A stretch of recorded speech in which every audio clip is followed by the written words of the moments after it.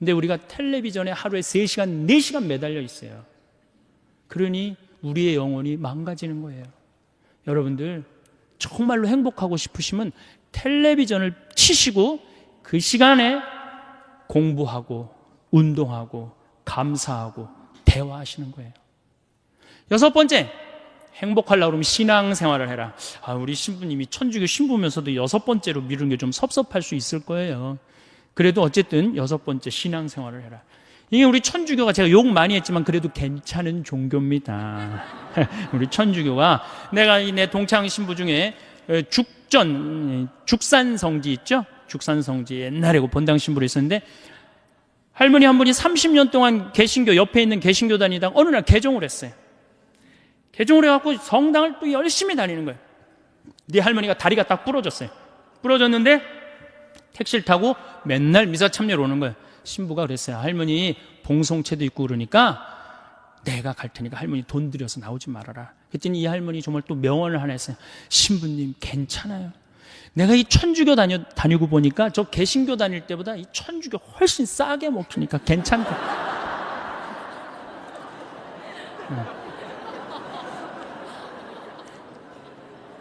여러분들, 우리가 하느님께 의지하고 살아갈 때 마음의 평화를 누립니다. 여러분들이 세상 것에 자꾸 의지하면요 완전히 망가집니다. 여러분들 미국 서브프라임 일어났죠? 우리나라도 제가 보기에는 결코 안전한 지대가 아니에요. 여러분들 내 땅값 1억 2억 됐다고 마음이 붕붕붕붕 떠 있는데 붕붕붕붕 뜨면 떨어지게 돼 있어요. 우리가 거는 기대는 하느님이어야지 세상적인 거는 결코 긴 영원한 행복을 주지 못한다. 그래서 여러분들 열심히 하느님 믿으세요. 하느님 찬양하고 하느님께 감사드리고. 7번째, 행복하려면 웃어라. 우리 참 안 웃어요. 참 안 웃어요. 우리나라 사람들 참 안 웃어요. 제가 이렇게 도시에, 저는 뭐 이 시골에 살지만 이렇게 도시에 이렇게 나와서 가끔 엘리베이터를 탈 때가 있어요. 그러면 이렇게 여자들은 좀 웃으면 그렇지만 남자들은 이렇게 눈이 마주치면 반드시 제가 이렇게 웃어줍니다. 그럼 저쪽에서도 웃어주면 정말 좋겠는데 저쪽에서는 눈빛이 내가 저놈을 어서 봤더라. 그러니까 내가 이게 빵긋 웃어준 내가 더 이상한 거예요. 빵긋 웃어준 내가 더 이상한 거예요.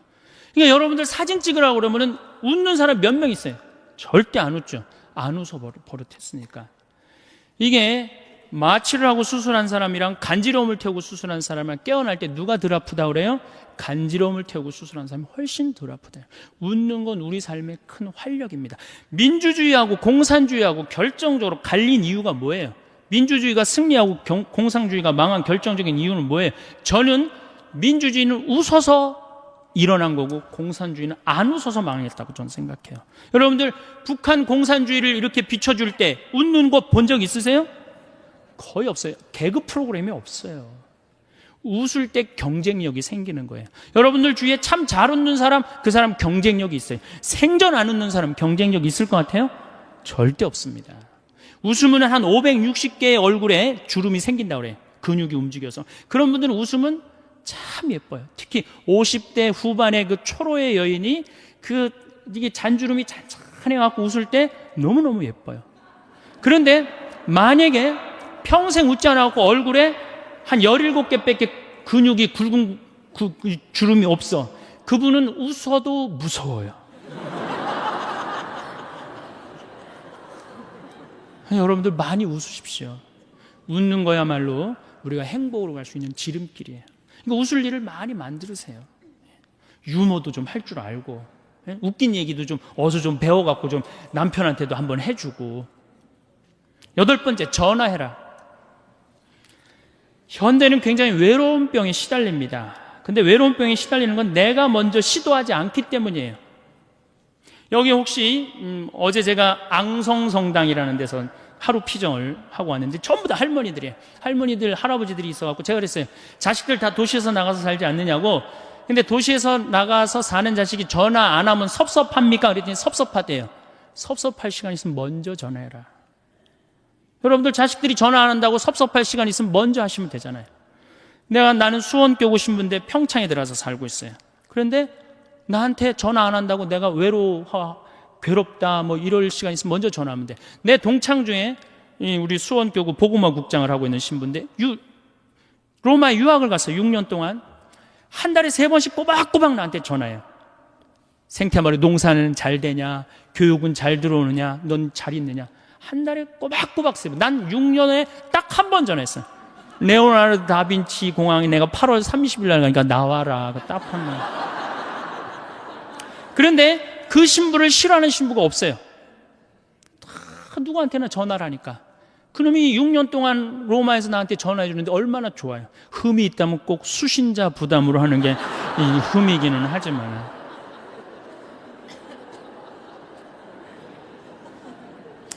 아홉 번째, 자기 자신에게 친절해라.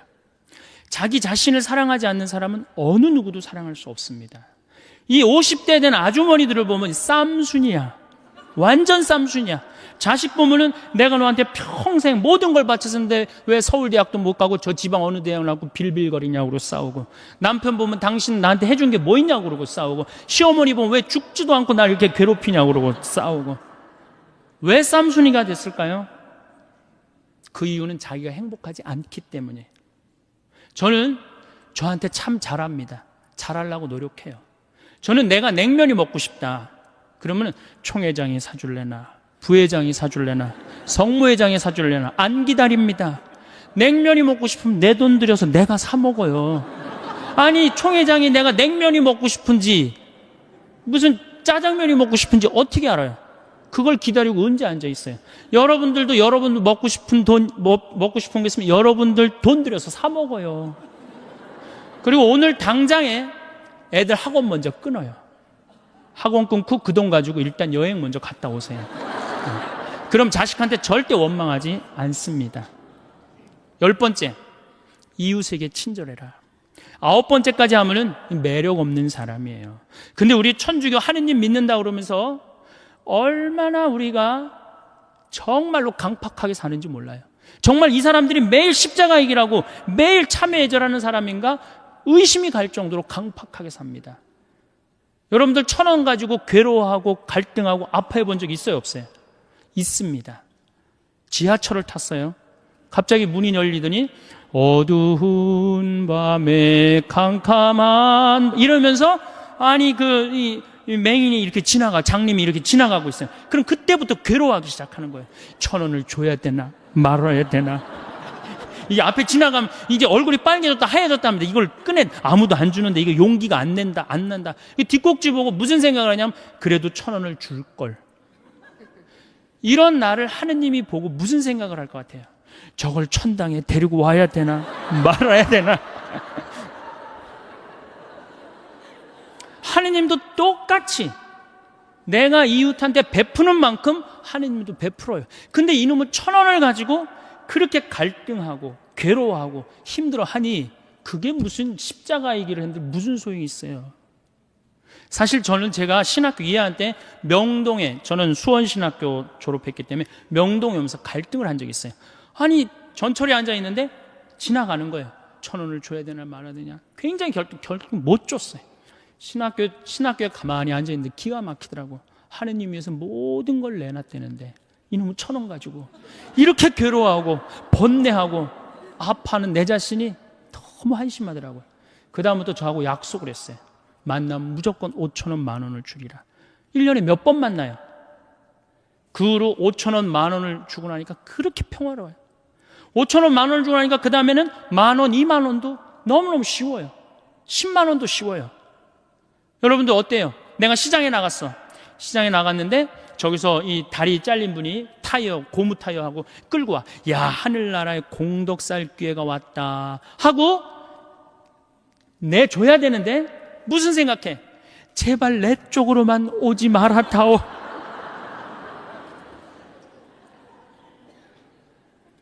그런 내가 정말로 행복한 사람이겠어요? 행복할 수가 없어요. 저는 교황님의 말씀이, 요한 바오로 2세 말씀이 정말로 현대인들한테 중요한 의미를 주고 갔다고 생각해요. 나는 행복했습니다. 여러분들도 행복하십시오. 여러분들 행복은 멀리 있는 게 아니에요.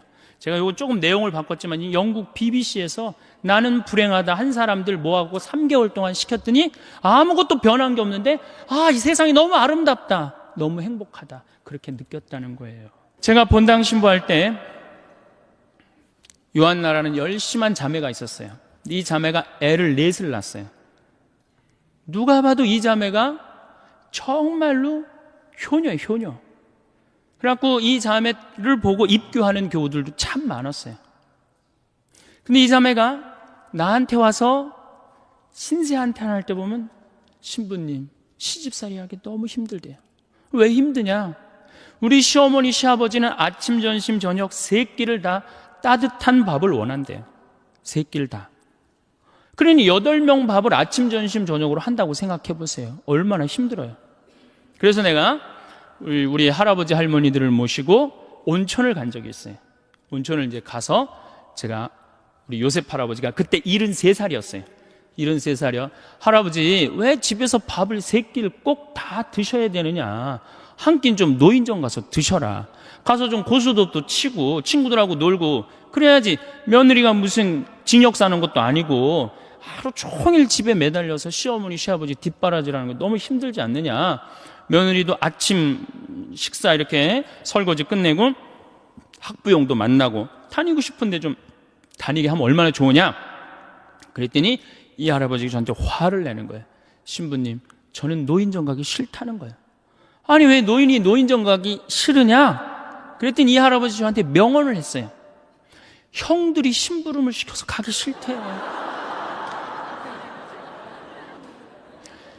제가 조사를 해보니까 75살 이하를 뭐라고 부르느냐면 청노인이라고 해요. 청년 노인이다 이거예요. 75살은 청년이에요, 청년. 이게 계산상 안 맞아요, 계산상. 자식을 20년 키웠으면 20년만 받아 먹어야 될 거 아니야. 근데 요즘 20년 키우고 50년 받아 먹어, 50년. 그러니 자식들도 지치는 거예요, 지치는 거예요. 여러분들 생각해 보세요. 집에 내가 30살까지 키워놨는데 40이 돼도 장가 안 가고 빈둥빈둥거리는 놈이 있으면 미워요, 안 미워요? 밉죠? 반대로 한번 생각해 보세요. 아니, 우리 엄마가 8, 90이 됐는데 죽지도 않고 그냥 뒷방에서 빈둥빈둥거리면 자식은 믿겠어요, 안 믿겠어요? 이게 여러분들만 이게 안 죽는 게 문제가 아니라 우리 신부들도 안 죽는 게 문제입니다. 우리 신부들도 안 죽어요. 제가 신부 될 때 수원교회 은퇴사제가 딱 한 분이 계셨어요. 근데 지금 19분이에요. 이분들이 우리 은퇴금을 다 썼어요. 지금 우리 은퇴사제들 제가 보기에는 한 80으로 늘려야 되지 않을까. 이탈리아는 실질적으로 이런 일이 있습니다. 93살 먹은 본당 신부님이 은퇴를 안 하는 거예요. 왜냐하면 신부는 은퇴하면은 찾아오는 사람이 누가 있어요? 1년만 찾아오고 그 다음부터 아무도 안 찾아옵니다. 그러니까 이 신부님이 하여튼 정신이 오락가락하면서도 은퇴를 안 하는 거예요. 얼마나 정신이 오락가락하느냐? 이 장례 때 이게 장례인지 혼배인지 헷갈리는 거예요. 네. 그러니까 장례 때 혼배 강론하고 혼배 때 장례 강론하고 주교님이 머리가 아픈 거예요. 그래서 주교님이 하루는 이 신부님을 찾아가서 신부님, 은퇴를 그렇게 하라고 그러셔도 은퇴도 안 하고 그러니까 내가 보좌 신부 하나 보내줄 테니까 웬만한 건 보좌한테 맡기고 신부님은 좀 주일미사만 그렇게 하시라고. 신부님이 보좌를 준다니까 너무너무 좋잖아요. 이태리는 한 신부님이 3성당을 맡고 그러거든요. 너무너무 좋으니까 이제 보좌를 기다렸는데 보좌가 딱 왔는데 70살짜리를 보낸 거야. 정말로 문제죠. 자, 왜 제가 늙는다는 것은 70이 되고 80이 돼도 돌아가시지 않는 건 큰 축복입니다. 큰 축복임에도 불구하고 우리나라에는 축복이 아닙니다. 이렇게 오래 살 줄 모르고 있는 돈 없는 돈 누구한테 다 줘버렸어요? 자식한테 다 줘버렸어요. 나이를 먹으면 3가지가 문제예요. 첫 번째 몸이 아프고, 두 번째 친구가 없고, 세 번째 돈이 없어요. 60년 70년 쓰면은 눈도 잘 안 보이고 귀도 잘 안 들리고 허리도 아프고 자꾸 짜증이 나죠. 여기저기 아프니까 짜증이 나고 신경질을 자꾸 부리게 됩니다. 여러분도 한번 생각해 보세요. 70, 80이 됐으면 머리도 하얗고 얼굴도 쭈글쭈글한데 웃어도 현찬을 판국에 거기다 신경질 부리고 짜증 부리면 어느 며느리가 좋아하겠어요? 기가 막히잖아요. 젊은 사람들은 나이 먹은 분들의 고통을 모릅니다. 뭐 때문에 힘들어하는지. 나이를 먹으면 제일 먼저 어디에 문제가 와요? 이에 문제가 옵니다. 어금니가 빠져요. 치과에를 이렇게 가보면 의사가 하는 말이, 할머니 틀니로 하려면 300만 원, 걸으려면 500만 원, 임플란트로 하려면 3천만 원입니다. 그 돈 있어요, 없어요? 이렇게 오래 살 줄 모르고 있는 돈 없는 돈 자식들한테 다 줘버렸는데. 그러니까 이제 설, 얼마 전에 설이 지났잖아요. 설 한 달 전에 아들한테 전화를 합니다. 얘야, 내가 요즘 이가 아파갖고 소화도 안 되고 골도 아프고 잠도 안 온다. 그럼 이 아들이 딱 알아들어야 되는데, 여기 지금 40대 되신 분들, 여러분들 어머니 아버지 이 어금니 몇 개 빠진 거 아는 분들 계세요? 없습니다. 그러니까 이 아들이 뭐라고 그러냐, 어머니 소금으로 양치하세요. 그래, 소금으로. 헬 이빨이 있어야지 해든지 말든지 해야지. 아들은 모르는 거, 어머니 어금니가 있는지 없는지. 그래갖고 이제 2주 전에 이제 아들이 어머니 이 없으신 거 아니에요? 제가 해드릴게. 이러면 참 마음이 편안하겠는데 소금으로 해려니 이제 속이 끓는 거죠. 한 번 또 전화를 합니다. 내가 요즘 이가 더 아파갖고 소화도 안 되고 정말로 잠도 안 온다. 어머니 왜 내 말을 이렇게 안 들으세요? 소금으로 하라니까. 그래갖고 설날 갖고 용돈을 주고 가는데 딱 10만 원을 딱 주고 가면은 이게 이제 우라통이 터지는 거예요. 어디 가서 얘기하긴 창피하고 자식 욕먹이는 것 같고 자기 자존심 상하고. 누굴 찾아오냐면 본당 신부를 찾아옵니다. 신부님, 내 말 좀 들어보세요. 그러면 이 할머니들이 내 말 좀 들어보라고 그러면은 아들이 이 안 해준 얘기만 하면 제가 다 알아들어요. 근데 이제 70, 80대 할머니들이 내 말 좀 들어보라고 그러면 꼭 어디서부터 시작하냐면 대동아 전쟁부터 이제 시작을 해요. 거기부터 이제 시작을 해야지 이제 마음이 풀리는 거예요. 신부님, 내가 대동아 전쟁에 시집을 와갖고 노숙갈 뺏긴 얘기, 공출 당한 얘기, 뭐 시집살이 한 얘기, 그래갖고 신부님이 이제 해방이 됐어요. 해방. 이빨 얘기 나오려면 아직 멀었어. 이제 해방된 거예요. 해방. 네. 그래갖고 좀 살만했더니 글쎄 6.25가 터지지 않았어. 1.45태 때 고생한 얘기. 그리고 이제 53년부터 62년까지 똥구멍이 찢어지게 가난한 얘기를 합니다. 할머니, 똥구멍이 찢어지게 가난한 게 뭐예요? 신부님, 말도 마십시오. 전쟁 끝나고 먹을 거 아무것도 없는데 9월에 이제 추수를 하면 먹을 게 2월에 떨어진다는 거예요. 보리는 5월에 피는데 이 식구는 한둘도 아니고 이게 다 먹고 살아야 되는데 먹을 게 어디 있어? 그러니까 풀뿌리 캐서 먹고 산나물 캐서 먹고, 이제 그것도 이제 모자라면은, 배가 고프 모자라면 제일 요깃거리가 소나무 껍질이래. 안에 속껍질. 그걸 이렇게 껍질을 벗겨갖고 말리면은 이제 물기가 말라지면 그거를 갈아갖고 국에다 넣어서 먹는데요. 그럼 그렇게 배가 부르대요. 근데 이 소나무 껍질이 야채랑 과일의 섬유질하고는 질적으로 틀립니다. 이거는 들어가면은 수분이 쫙쫙 빠져갖고 딱딱하게 굳는 거예요. 그래갖고 대장에 가면 돌덩어리가 되는 거예요. 소나무 껍질이. 그러니까 이게 딱딱한 돌덩어리를 빼내니 똥구멍이 찢어지는 거죠. 똥구멍이 찢어지게 가난하게 고생한 얘기. 그래갖고 논 팔고 소 팔고 이렇게 해갖고 내가 내 자식을 이렇게 키워놨는데 나 늙었다고 이렇게 내 이해 하나 해주지 않는다고. 신부님, 나 인생 헛살았다. 불행한 거죠. 불행한 거죠. 인생 헛살았다. 신부님, 억울해서 못 살겠다. 그 얘기를 합니다. 자, 이렇게 몸이 아파요. 그 다음에 친구가 없어요. 나이를 먹으면은 자꾸 줄어듭니다. 떠나가고 죽고. 그리고 내가 한번 친구한테 얻어먹었으면 그 다음에 또 사야 되는데 내가 돈이 없어. 그러면은 안 만나게 되는 거예요. 자꾸 자신감이 없고 방안이 있는 거예요. 그러니까 우리나라 노인들은 너무너무 불쌍한 거예요. 외롭고. 거기다 이제 속까지 좁은 거죠. 왜? 누가 친구야? 뒷방에 벽이 내 친구야. 인생 복귀하는 거 매일 앉아서 대동아 전쟁부터 쫙. 그러니 한숨 한 번 쉬고 벽 한 번 쳐다보고 한숨 한 번 쉬고. 그러니까 속 좁죠, 짜증 부리죠, 신경질 부리죠, 얼굴 쭈글쭈글하죠, 머리 하얗죠. 이런 시어머니 90까지 모시고 산 며느리 있으면은 장례미사 끝나자마자 본당 신부가 할 일이 있습니다. 교황청에 연락해서 그 며느리 바로 시성식 해줘야 돼. 대단한 며느리입니다. 대단한 며느리. 끝으로 돈이 없어요. 이게 제일 문제입니다. 나이를 먹어갖고 돈이 있으면은 어떻게 해요? 절대 괄시 안 받습니다. 근데 돈이 없으니까 한 60, 70까지는 효심으로 하지만 80, 90 넘어가면 효심으로 못합니다. 그땐 사랑으로 해야 되는데 우리는 사랑도 없어요. 사랑도. 제가 이 불란서 쌍젤리제 거리를 이렇게 밤에 가보니까 거기에 쫙 있는 분들이 할머니들밖에 없어. 할아버지들밖에. 와인 한 잔 시켜갖고 탁 팔짱 끼고 나와서 음악 듣고 집시들이 연주하면 1유로 탁 내고. 젊은 사람 하나도 없어요. 젊은 사람. 작년에는 제가 재작년이네. 오스트리아 비엔나를 갔다 왔어요.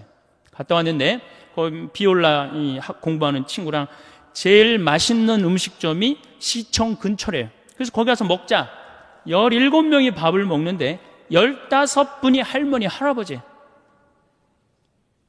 2명만 젊은 사람이야. 야, 젊은 사람이 다 어디 갔느냐? 신부님, 제가 밥 먹고 젊은 사람이 있는 데를 알려드리겠습니다. 밥을 먹고 공원을 딱 갔는데 거기에 젊은 애들이 우유 하나, 빵 조각 하나로 전심을 때우는 거예요. 젊은 애들 천재. 우리나라 명동은 어떻습니까? 누구 천재예요? 이게 뭐가 잘못된 거죠. 젊은 애들이 돈을 벌었어요. 사회를 위해서 공헌한 게 있어요. 근데 이 정말로 평생 이 나라를 위해서 공헌하고 돈 벌고 자식 키운 할머니, 할아버지는 명동에서 찾아볼 수 없고 젊은이만 득실득실하니 이 나라 거꾸로 가는 거 아니에요? 우리나라 노인들은 어디 가면 볼 수 있어요? 파고다 공원에 가면 볼 수 있어요. 완전히 거꾸로 돼 있는 거예요. 완전히. 그러니까 이게 문제죠. 여러분들 뭔가 심각한 걸 못 느껴요? 우리 사회가 이게 뭔가 뒤집어져도 완전히 뒤집어진 거 못 느끼세요? 자식들한테 그렇게 잘해주는 나라 없어요. 일본만 해도 대학 들어가면 아버지가 손을 잡고 은행에 갑니다. 누구 이름으로 대출받아요? 아들 이름으로 대출받습니다. 그래갖고 얘가 대학을 졸업하면 자기 월급에서 갚는 거예요. 근데 우리는 장가갈 때까지 다 해줘. 1억 7천이 들어간대요. 그러니까 있는 돈 없는 돈 다 주고 난 다음에 그냥 죽으면 서로 속 편하고 상당히 좋은데 다 주고 난 다음에 안 죽는단 말이야. 50년 동안 안 죽어요. 반평생, 반백년. 이 소중한 인생을 우리는 다 날린단 말이야. 그러니까 우리나라는 행복지수가 178개국 중에 102등이에요. 경제는 세계 10위라고 그러는데 행복지수는 왜 100등이 넘어갈까요? 태어나자부터 공부하죠. 입시지옥에 시달리죠. 부모들은 아파트에, 애 학원비에, 등록금에, 노인들은 있는 돈 없는 돈 자식들한테 다 줘갖고 행복하지 않아요. 그럼 정말로 성당에 오면 행복하냐? 여러분들 성당에 오면 어떻게 행복하세요? 제가 항상 이렇게 강의를 다닐 때 보면은 이 이상한 대답이 나와요. 이 지금과 같은 대답이. 저는 그렇게 생각하지 않아요. 천주교 컨셉은 우울이에요. 천주교 컨셉은 행복이 아니에요.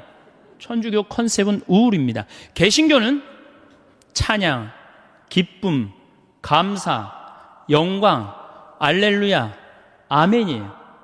근데 우리 천주교는 참회의 절, 양심 성찰, 봄판공, 가을판공, 십자가의 길, 요즘 지내는 사순식이야. 이 컨셉은 우울입니다. 우울. 우리는 우울해야 돼. 우울해야 돼. 우리는 기쁘면 안 돼요. 성당 나오면 기쁠 게 뭐 있어요? 우선 여러분들을 부르는 용어 자체가 참 여러분들 보면 전 참 신앙의 신비를 많이 느껴요. 용어 자체가 뭐냐? 신자야. 이거 뜻을 풀이하면 믿을 신의 놈자자예요. 그럼 신자 여러분 그러면 뭐라고 그러는 거예요? 믿는 놈들 여러분 이러는 거예요.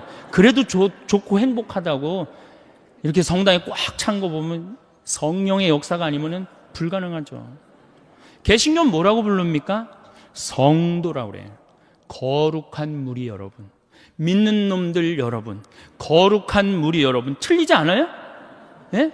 뭔가 여러분들, 제가 21세기는 서비스의 시대, 웰빙의 시대라고 하는데 서비스가 되지 않는 공동체는 망하게 돼 있어요. 그런데 이게 믿는 놈들 여러분 그러고 있으니, 개신교는 성도 여러분 이라고 있는데, 불교는 불자라고 그래요. 불자, 부처님의 아들. 그래서 불자님이 가능한 거예요. 절에는 불자님 그러죠? 부처님의 아드님. 여러분들 신자님 이런 소리 들어본 적 있어요? 들어본 적 없죠? 그러니까 이 불자님들은 이런 극 서비스를 받으니까 시주를 하면 얼마를 하느냐? 한 번 하면 10만 원에서 100만 원 합니다. 거룩한 무리들은 한 번 하면 10,000 원에서 10만 원 합니다. 믿는 놈들은 1,000원만 하면 되는 거야. 그러니까 천주교 교우들 헌금 안 낸다고 욕할 필요 하나도 없다는 거예요. 정말로 우리 교회가 교우들을 정말로 감동을 시켜주고 서비스를 해준다면은 전 교우들 헌금 많이 된다고 믿습니다. 네. 그래서 이 로리 베리 존슨이라고 최고 경영자 CEO라는 책을 쓴 개신교 미국의 그 컨설팅 회사 사장이 있어요. 그분이 예수님이 서비스의 CEO라는 거예요. 섬김의 CEO. 예수님이 이 세상에 오셔서 뭐라 그랬어요? 나는 섬김을 받으러 온 것이 아니라 섬기러 왔다. 마태복음 20장에 나오는 얘기예요. 또 마태복음 23장에 너희 중에 높은 자리에 앉고 싶으면 어떻게 해라? 낮은 자리에 가서 섬겨라. 이게 예수님이 마지막 날 그것도 모자라서 최후의 만찬 때 내 뜻을 이 친구들이 모르면 어떻게 할까? 마지막으로 보여주신 행동이 제자들의 발을 씻겨주는 거예요. 종이 돼서 섬긴 거예요. 내가 너희들을 섬겼듯이 너희들도 서로 어떻게 해라? 섬겨라. 그런데 우리는 섬기는 모습을 어디 가도 볼 수가 없어요. 우리 교회는 명령하고 통치하고 다스리는 면이 훨씬 큽니다. 섬기는 것보다는.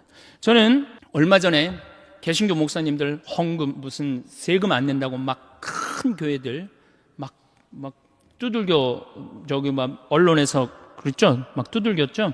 그런데도 거기에 3만 명, 5만 명 왜 맨날 올까요? 와서 행복하기 때문에. 내가 목사님이 그러는 거 상관없어요. 내가 와서 너무너무 행복해. 너무너무 기뻐.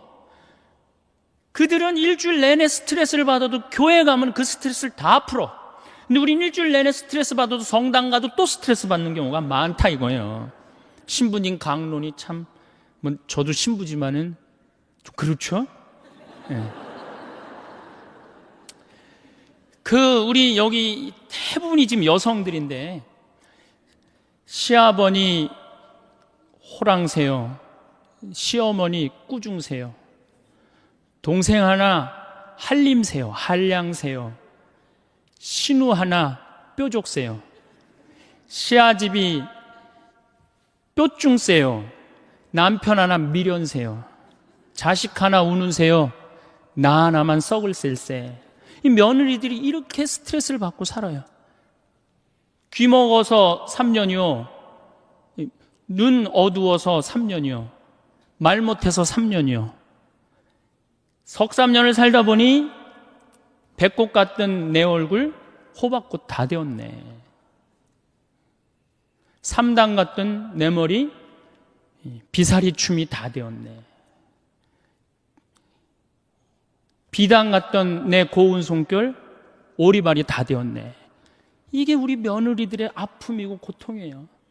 그래갖고 그냥 스트레스를 받아갖고 주일날 하루 이렇게 와서 좀 앉아서 위로를 받고 박수도 치고 좀 이게 좀 이렇게 좀 하려고 그러는데, 우린 시작할 때부터 어떻게 해요? 미사 시작할 때부터 내 탓이오, 미치는 거죠. 이게 안 미치겠어요, 여러분들? 그러니까 이 성가 소리를 들어보면요, 정말 기가 막혀요. 이게 우울의, 우리 천주교 우울의 이 표상이 이 성가인데, 그 중에 최고의 성가가 주여 임하소서예요. 얼마나 정말로 우울하게 부르는지 몰라요. 주여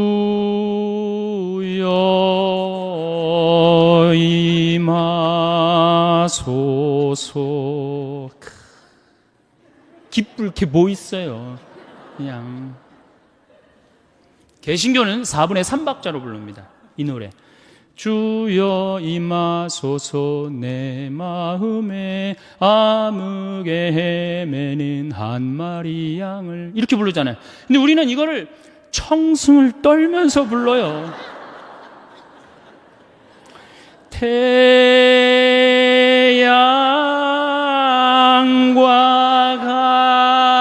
같으신 사랑, 이거 뭐 여기에 무슨 뭐 찬양이 있고 경배가 있고 영광이 있어요.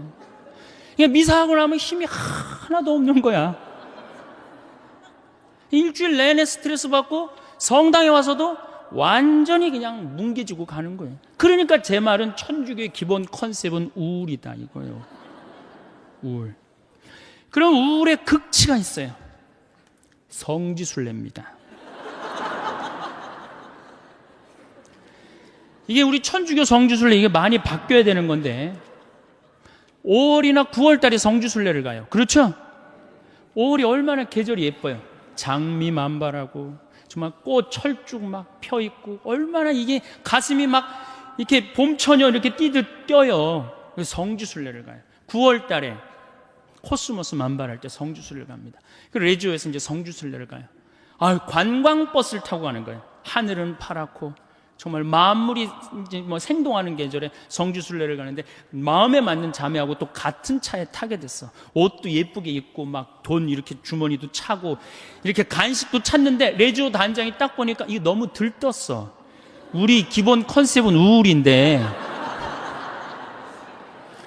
그럼 이제 버스에 올라타면 바로 묵죽 끄내라 그래요. 묵죽. 그래갖고 꼭 이 고통의 신배를 이제 시작하네. 뭐 예수님 뭐 가시관 쓰심을 묵상합시다. 뭐 두들겨 맞으심을 묵상합시다.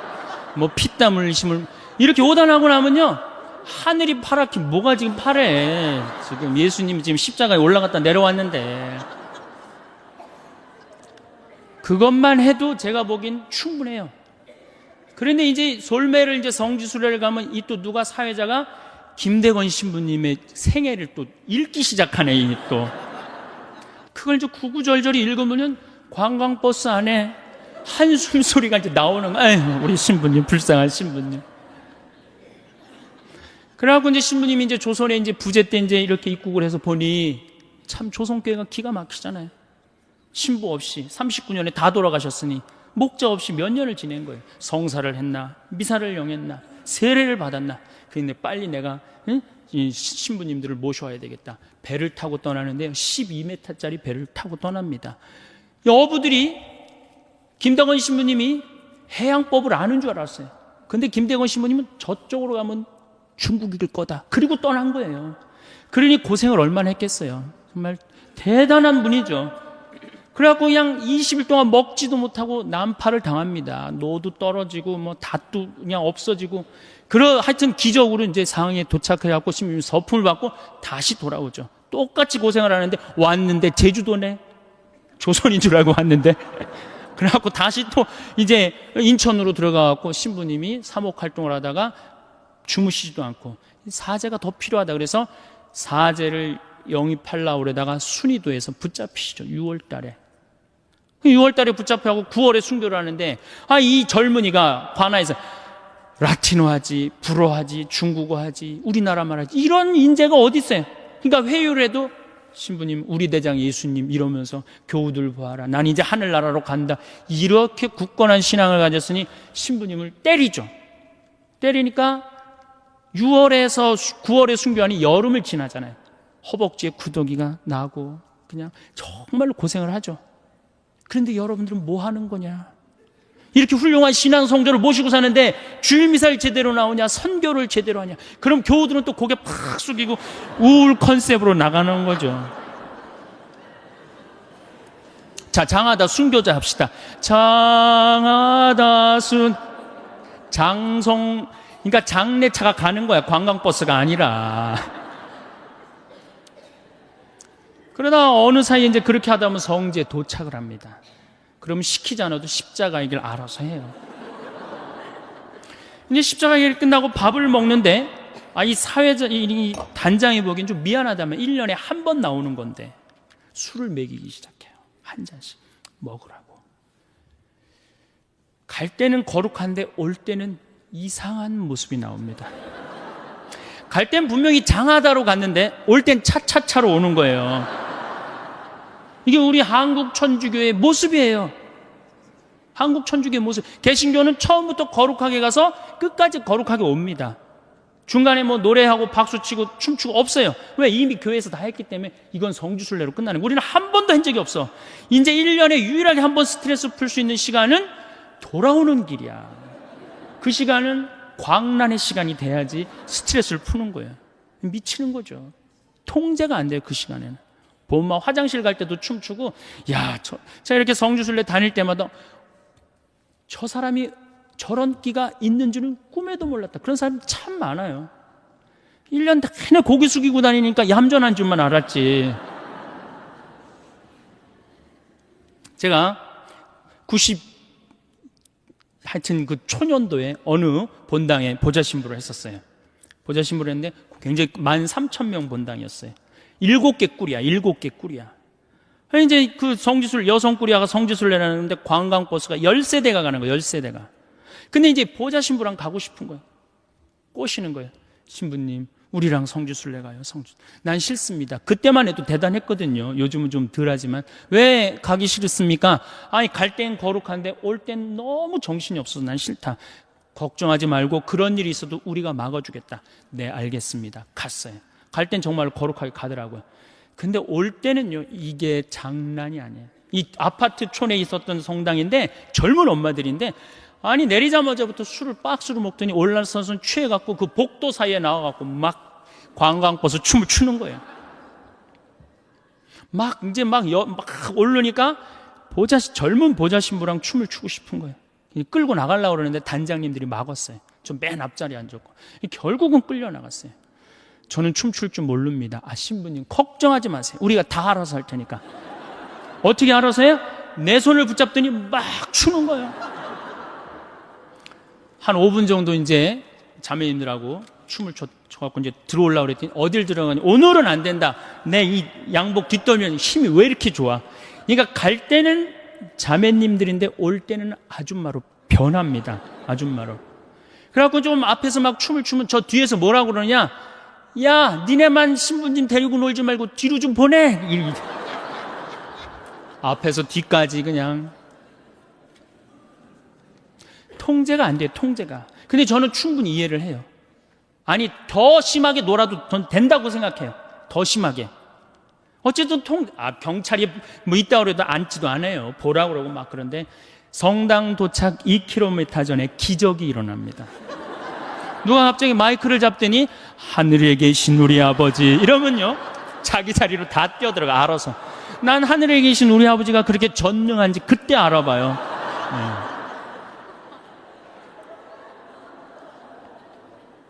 은총이 가득하신 마리아 하면은 이제 머리를 쓰다듬습니다. 머리를 성모님이 마음을 가라앉혀 주죠.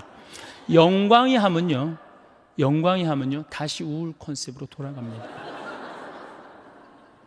아니, 누가 하느님을 믿으면서 그렇게 우울하라고 그랬어요? 누가 하느님을 매일 성체를 영하면서 누가 그렇게 우울하게 살라고 그랬어요? 여러분들, 예수님께서요 첫 강론, 당신이 구원 사업의 첫 강론이 뭐였느냐 하면은 구약 성서는 해지 말아라, 이거 하면 안 된다, 저거 하면 안 된다, 이렇게 하면 안 된다, 맨 해지 말아야 했는데 예수님의 첫 강론은 뭐였냐면 해라야. 해라. 어떻게 해라? 행복해라. 첫 강론이 산상설교예요. 행복해라. 마음이 가난한 사람들 행복해라. 마음이 온유한 사람들 행복해라. 마음이 깨끗한 사람들. 첫 강론이 행복해라라는 강론이면 예수님이 우리에게 주고 싶었던 건 뭐였을까요? 행복입니다. 우리는 하나님을 믿으면서 행복해야 돼요. 근데 그놈의 행복은 다 2000년이 지나고 난 다음에 어디 가고 우리는 우울만 남아 있습니까? 5장 8절에 뭐라고 그러시냐면은 너희는 기뻐하고 즐거워하여라. 하늘나라에서 받을 상이 크다. 이 기가 막힌 예수님의 강론을 우리는 왜 까먹고 사는지 몰라요. 이걸 이어받은 사도 바오로가 데살로니가전서 5장 16절에 뭐라고 그래요? 항상 기뻐하시오, 항상 감사하시오, 항상 기도하시오 이랬잖아요. 근데 우리는 늘 우울해요. 그래서 이게 지금 3시간짜리 강의인데 제가 1시간으로 줄인 겁니다. 제가 어디 강의를 갔는데 강의가 끝나고 난 다음에 어느 중학교 선생님이 저를 찾아왔어요. 신부님, 우리 학교에 큰일이 났습니다. 뭐 이렇게 큰일이 났습니까? 그랬더니 남자 학부형들이 대책회의를 한대요. 무슨 대책회의를 하냐? 1등부터 10등까지는 여자아이들이 하고 11등부터 남자아이들이 한대요. 그래갖고 어떻게 하면 우리 아들을 10등 안으로 집어넣을 수 있을까? 그 대책회의를 한대요. 그래서 21세기는 정말로 여성의 시대다. 왜 여성의 시대가 왔느냐? 왜 남자애들이 시험을 못 보느냐? 조사를 해봤는데 이유는 딱 한 가지래. 컴퓨터 게임 때문에 그렇다고 그래요. 지금 중고등학교 아이들 모든 가정의 갈등의 원인은 컴퓨터 게임입니다. 그 다음에 또 남자의 특성 중에 하나는 개떼처럼 몰려다니는 걸 좋아한대, 남자애들. 그러니까 이 여자아이들하고 경쟁해서 이길 수가 없다는 거예요. 그러니까 지금 초등학교, 중고등학교 아이들에서는 지금 훨씬 더 많이, 이미 미국은 하버드 대학에 여학생이 더 많이 합격을 하고 있죠. 이렇게 살기 좋은 세상에 왔는데 우리나라 여자들은 사회에 참여하지 않습니다. 16대 국회의원 때 우리나라 여성 국회의원이 16명이었어요. 300명 중. 17대 39명이었어요. 10% 겨우 넘었습니다. 스웨덴은 47%, 덴마크는 28%. 그러니까 잘 사는 나라일수록 어때요? 여성의 사회 참여율이 높습니다. 근데 우리나라는 이렇게 살기 좋은 세상에 왔는데 우리나라 여성들은 사회에 관심이 없어요. 엎어지든 뒤집어지든 대운하가 되든 말든 그게 그렇게 중요하지 않습니다. 정말 중요한 건 뭐예요? 자식 교육. 여기에 미쳐 있어요. 또 하나, 텔레비전. 이 두 가지에 미쳐 있어요. 이게 정신이 없는 거예요. 이 자식 교육을 보면은 우리나라 여성들이 얼마나 자식 교육에 미쳐 있느냐 하면은 요즘 엄마들은 애를 하나밖에 안 놓잖아요. 하나밖에 안 놓으니까 임신을 딱 하는 순간 내가 하느님께서 나에게 정말로 생명을 주셨구나. 이 생명이 세상에 나와서 행복하게 살았으면 좋겠다. 이 자연을 마음껏 누리고 살았으면 좋겠다. 이런 생각 안 합니다. 임신하는 순간 내 뱃속에 서울대학 C가 들어왔다고 생각을 해요. 서울대학 C가. 이 C를 잘 꼽혀갖고 서울대학에 집어넣어야 된다고 생각을 해요. 그래서 이 C한테 글자를 가르치기 시작합니다. 도화지에 이렇게 써놓고 대한민국, 대통령, 판사, 좋은 건 다. 요즘은 2개 국어를 할 줄 안다고 애들이 뱃속에서 알아듣는다고 영어로 How are you today, my baby? It's cold. 요즘 춥다 이거죠. 그리고 영어로 얘기를 한다는 거예요. 그러니까 얘는 뱃속에 있으면서부터 교육을 받습니다. 이걸 뭐라고 그러냐면 태교라고 그러죠. 참 불쌍한 아이들이죠. 엄마의 태를 열고 세상에 나왔어요. 세상이 얼마나 이뻐요. 구름도 예쁘고 지금 달이 너무너무 이쁘게 떴더라고요. 달도 이쁘고 별도 이쁘고 비도 이쁘고 눈도 이쁘고 그 이쁜 걸 아파트 베란다 창문을 통해서 보고 싶은데 이 잔인한 엄마들이 너는 세상을 볼 시간도 없고 자격도 없어. 그래서 아파트 베란다 창문, 큰 창문의 한쪽에는 가나다라마바 차타카트를 붙여놓고 또 반대 창문에는 A, B, C, D, E, F, G를 붙여놓는단 말이에요. 누워서 모빌이 돌아가는데 기역, 니은, 디귿, 리을이 돌아가요. 창문을 봐도 글자, 모빌이 돌아가는데도 글자. 겨다닐만 할 때 되면 우리 엄마들이 어떻게 하느냐? 텔레비전에는 텔레비전이라고 그 밑에다 써놓고 의자에는 의자라고 써놓고 냉장고에는 냉장고라고 써놔요. 어딜 가도 글자니까 요즘 애들이 몇 살에 한글을 띄냐면 5살이면 한글을 띱니다. 모르는 글자가 없어요. 우리 생태마을에 이 아빠 캠프를 옵니다. 아이들이 5살 어린이집 아이들이 보편제한 기도를 읽어요. 그게 기가 막히잖아요. 천재 아니야, 천재. 저한테 데리고 옵니다. 여러분들 40대 넘은 분들 중에 혹시 글 띄고 학교 들어가신 분들 계세요? 전 초등학교 1학년 내내 빵점 받았어, 받아쓰기. 글이 뭔 줄 알고 들어가요. 어느 날 어머니가 여기 수건 달아주니까 이게 학교 가는 건가 보다 하고 갔죠.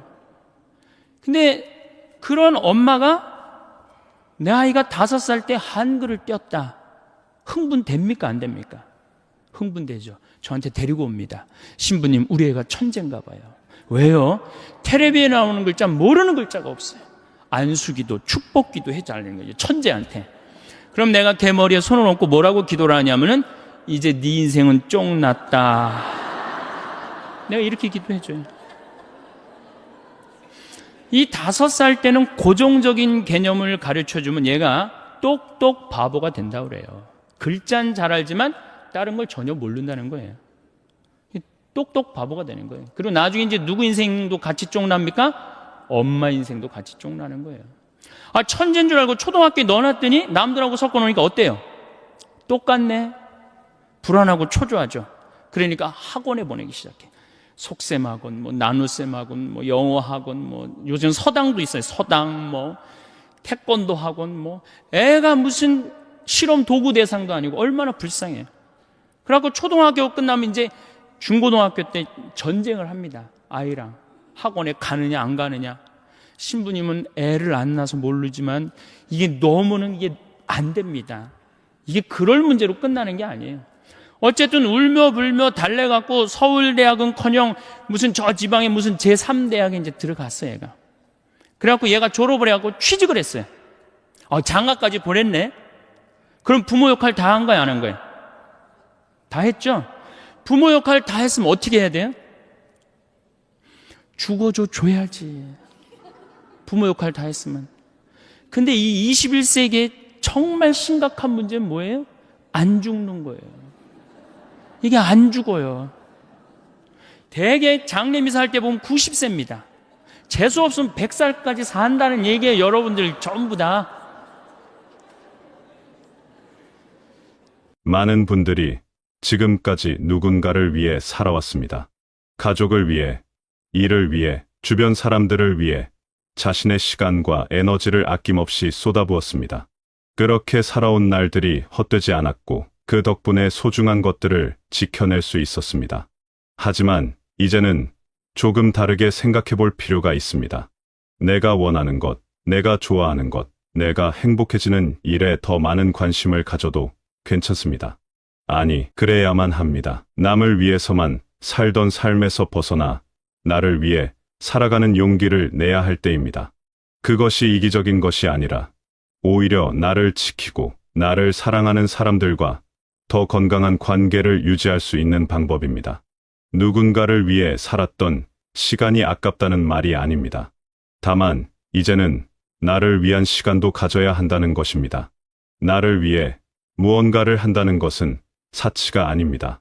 맛있는 음식을 먹고 가보고 싶었던 곳에 가고 배우고 싶었던 것을 배우는 일은 삶을 더 풍요롭게 만들어줍니다. 많은 분들이 이런 일들을 미루며 살아왔습니다. 나중에 하면 되지. 지금은 아니야. 이건 나한테 너무 과한 거 아닐까 하는 생각들이 머릿속을 채웠습니다. 하지만 그 나중은 언제일까요? 내일이 올지, 다음 달이 올지, 내년이 올지 아무도 장담할 수 없습니다. 지금 이 순간이 가장 중요합니다. 지금 내가 먹고 싶은 것을 먹고, 가고 싶은 곳에 가고, 하고 싶은 일을 하는 것이 진짜 삶을 사는 방법입니다. 미루면 미룰수록 기회는 사라지고 할 수 있는 일들도 줄어듭니다. 나에게 투자하는 것은 단순히 물질적인 것만을 의미하지 않습니다. 마음의 평화를 찾는 것, 새로운 경험을 하는 것, 즐거움을 느끼는 것 모두가 나를 위한 투자입니다. 가끔은 아무 이유 없이 꽃을 사도 좋고 맛있는 과일을 사서 먹어도 좋습니다. 조금 비싸더라도 편한 신발을 사고 마음에 드는 옷을 입는 것도 나를 위한 선택입니다. 이런 작은 결정들이 모여 삶의 질을 높여줍니다. 내가 행복해야 주변 사람들도 편안해집니다. 내가 웃어야 가족도 웃고 친구들도 즐겁습니다. 행복은 전염되는 것이니까요. 나를 돌보는 일은 결국 나를 사랑하는 사람들을 돌보는 일이기도 합니다. 내가 불행하면 주변 사람들도 그 무게를 함께 짊어지게 됩니다. 반대로 내가 행복하면 그 기쁨이 자연스럽게 퍼져나갑니다. 그렇다면 나를 위해 가장 먼저 해야 할 일은 무엇일까요? 바로 건강을 챙기는 것입니다. 돈이 아무리 많아도 몸이 아프면 아무 소용이 없습니다. 가보고 싶은 곳이 있어도 걸을 수 없으면 갈 수 없고, 하고 싶은 일이 있어도 체력이 없으면 할 수 없습니다. 건강은 모든 것의 기본입니다. 건강을 잃으면 모든 것을 잃는 것과 마찬가지입니다. 그래서 지금부터라도 매일 조금씩 움직여야 합니다. 거창한 운동을 할 필요는 없습니다. 매일 30분씩 걷는 것만으로도 충분합니다. 집 근처를 천천히 산책하거나 공원을 한 바퀴 도는 것만으로도 몸은 달라집니다. 걷기는 가장 쉽고 가장 안전하며 가장 효과적인 운동입니다. 가벼운 근력 운동도 도움이 됩니다. 집에서 할 수 있는 간단한 스트레칭이나 맨몸 운동만으로도 근육을 유지할 수 있습니다. 계단을 오르내리거나 의자에서 일어섰다 앉기를 반복하는 것도 좋은 운동이 됩니다. 중요한 건 매일 규칙적으로 하는 것입니다. 한 번에 많이 하려고 하지 말고 조금씩 꾸준히 하는 것이 훨씬 효과적입니다. 몸이 건강해지면 마음도 건강해집니다. 움직이고 나면 기분이 좋아지고 잠도 잘 오고 식욕도 좋아집니다. 하루의 리듬이 생기면서 삶이 더 활기차게 느껴집니다. 운동은 단순히 몸을 움직이는 것이 아니라 삶 전체에 활력을 불어넣는 일입니다. 식사도 중요합니다. 혼자 먹는다고 대충 먹지 말고 제대로 챙겨 먹어야 합니다. 세 끼를 규칙적으로 먹고 영양소를 골고루 섭취하는 것이 중요합니다. 특히 단백질을 충분히 먹어야 근육이 유지됩니다. 고기, 생선, 달걀, 콩류 등을 매 끼니마다 적당히 먹는 것이 좋습니다. 채소와 과일도 빠뜨리지 말아야 합니다. 몸에 필요한 비타민과 미네랄을 공급해주기 때문입니다. 물도 자주 마셔야 합니다. 목이 마르지 않아도 의식적으로 물을 마시는 습관을 들이면 건강에 큰 도움이 됩니다. 하루에 6잔에서 8잔 정도 마시는 것이 적당합니다. 식사를 거르지 않고 제때 먹고 골고루 먹는 것이 건강의 기본입니다. 수면도 신경 써야 합니다. 잠을 잘 자야 다음 날 활기차게 보낼 수 있습니다. 밤에 잠이 오지 않는다면 낮에 더 많이 움직이고 저녁에는 자극적인 것을 피하는 것이 좋습니다. 정해진 시간에 자고 일어나는 규칙적인 생활이 수면의 질을 높여줍니다. 잠자리에 정말 매일매일 이렇게 행복할 수가 없어. 이게 오래 사는 건 큰 축복이에요. 할머니, 할아버지들 지금 6.25 전쟁통에 안 죽었지, 교통사고로 안 죽었지, 암으로 안 죽었지, 지금까지 사는 건 하느님의 은총, 축복 아니면 지금까지 못 살아요. 이 좋은 축복의 시간을 어떻게 살아야 돼? 행복하게 살아야 될 거 아니야. 그러니까 이 행복한 방법을 잘 알아야 돼요. 근데 노년에는 스스로 잃어버리는 게 너무 많다고 생각을 해요. 나이를 먹을수록 우리는 더 많은 슬픔을 견뎌야 하고 더 많은 것을 잃는다. 상실은 그야말로 노년의 가장 두드러진 단면이다. 친구들, 친척들, 배우자, 심지어 자녀들이 먼저 갈지도 모른다. 어제 100살 먹은 할머니 얘기를 들어보니까 자식들이 다 먼저 갔다는 거예요. 그러니까 먼저 가는 경우도 있어요. 지금 안 죽으니까. 그럴 때는 그 상실감이 훨씬 더 크다는 거예요. 그러니까 외로움이 점점 나이를 먹으면 먹을수록 증가하는 거죠. 외로움, 고독. 제일 무서운 거예요. 나이 먹어서. 상실은 단순히 죽음만을 뜻하지 않는다. 삶의 모든 측면이 상실의 영향을 받는 듯하다. 상실은 사회적, 경제적인 것에 국한되지 않는다. 그러니까 자꾸 내가 잃어가는 거, 육체적인 상실도 있다. 눈이 침침해지고 독서나 운전이 어려워져서 많은 즐거움을 주었던 활동이 곤란해진다. 노년은 외모에도 영향을 준다. 젊었을 땐 피부도 뽀얗고 정말 얼마나 예뻤어요. 여기 보니까 젊었을 때 한 미모 했을 할머니들이 내가 보니까 굉장히 많어. 그러면 기가 막혔을 텐데 외모에는 상실을 경험한 사람들은 그들의 경험을 다른 사람들과 나눌 수 있어야 한다. 다른 모든 형태의 활동과 마찬가지로 이것도 기도하는 마음으로 겸손하게 해야 한다. 그래서 이 외로움, 상실, 이때 가장 중요한 게 누구냐면 친구라는 거예요. 이 친구랑 함께 나누는 것처럼 중요한 게 없다는 거예요. 그런데 나이를 먹으면은 자식하고 같이 살다 보면 자식 이사 갈 때 이사 가요 안 가요? 따라가요 안 가요? 자식 이사 갈 때 따라가고 친구 한둘 죽기 시작하고 그러면서 자꾸 친구가 멀어지는 거예요. 이거 굉장히 안 좋은 거예요. 그래서 저도 우리 어머니 아버지 지금 수원 정자동에 사는데 아무데도 이사 가는 걸 제가 권하지 않아요. 거기서 30년 동안 살았는데 거기 친구들이 얼마나 많아요. 친구들하고 같이 살다가 친구들하고 어울려서 얘기도 하고 칼국수도 먹고 술도 한잔하고 그러시다가 그 동네에서 돌아가시라는 거예요. 미국 하버드 대학에서 이런 프로그램이 나왔어요. 그래서 살던 데서 죽도록. 우리가 늙으면 양로원 가면 되지 뭐 이러는 생각 많이 하시죠? 그런데 미국에서는 양로원 가는 게 10%도 안 돼요. 다 자기 살던 집에서 죽어요. 그게 가장 노년에 좋다는 거예요. 그러니까 할머니들도 어디 이사 갈 생각하지 말고 어떻게 살던 데서 살다가 죽는 게 제일 좋은 거예요. 누구랑? 친구랑. 아니 손자가 같이 놀아줘, 아들이 같이 놀아줘. 손자는 학원 다니기 바쁘고 학교 다니기 바쁘고 근데 언제 같이 놀아줘? 그놈은 손자한테 용돈 줄 돈 있으면 그 돈 가지고 친구하고 냉면 사 먹는 게 훨씬 나은 거예요. 정신 똑바로 차려. 지금 막걸리 먹고 해롱해롱 할 때가 아니에요 지금.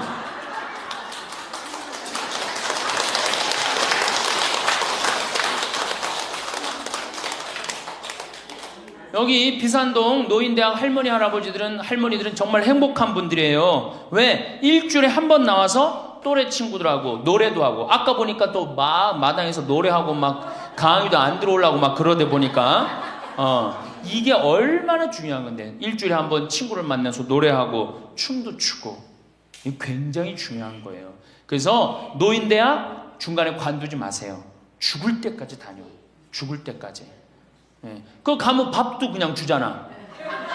이야, 얼마나 좋아. 아니, 노인대학 다니까 지금 수학여행 온 거 아니야? 1박 2일? 수학여행도 오고. 아유, 한 신부님이 얼마나 훌륭해.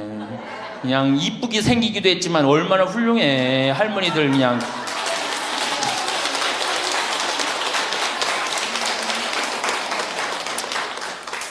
그래서 나는 우리나라 교육제도에 불만이 굉장히 많아요. 왜냐? 초등학교 6년, 중고등학교 6년, 대학교 4년 배워서 60까지 먹고 사는 거예요. 그렇죠? 초등학교 6년, 중고등학교 6년, 대학교 4년 배워서 60까지 울고 먹는 거예요. 그럼 25에서 60까지, 그 보통 한 30살 되면은 한 30년 울고 먹고 사는 거예요. 자, 60부터 지금 100살까지 살아. 그럼 몇 년이야? 40년이죠? 이 40년 울고 먹으려면 어떻게 해야 돼? 다시 학교 다녀야 돼요. 배워야 된다는 얘기예요. 그래서 여러분들 지금 대학 다니는 거 아니야? 노인대학? 그렇죠? 그러니까 이 노인대학이 천주교가 제일 잘하는 것 중에 하나가 뭐예요 지금? 노인대학이에요. 정말로 잘하고 있는 거예요. 저는 우리나라 교육제도에 불만이 많은 사람이에요. 초등학교 6년, 중고등학교 6년, 대학교 4년을 배워서 60까지 산다면 60부터 100살까지 살려면 정규 학교가 생겨야 돼. 60부터 3년, 4년제 학교를 다녀야 돼.